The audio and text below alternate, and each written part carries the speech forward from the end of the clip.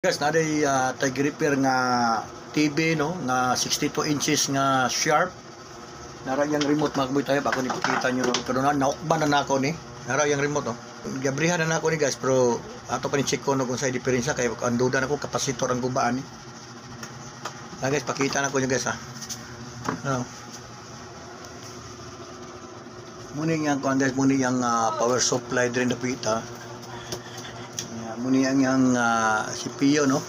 Muni ka kuan diri ang yang mga video makabuy tayo. So diri ang yang backlight no suga. Wala na ni sa guys gibungkag na ako ni para yang cover makabuy tayo ko. Ara yang cover tayo so. Sharp na 62 inches guys no. Try tanig maulian ba ni siya guys no kay nabasa ra ba ni tubig.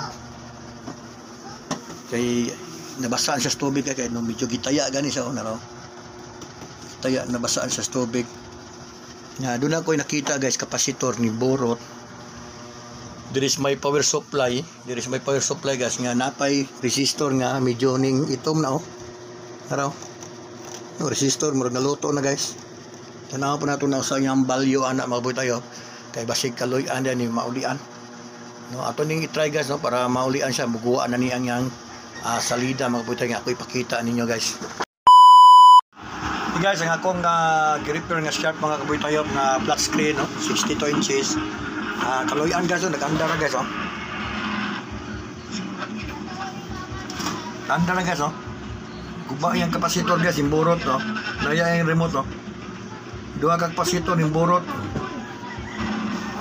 Okay, anda na siya guys, naya yung remote guys oh.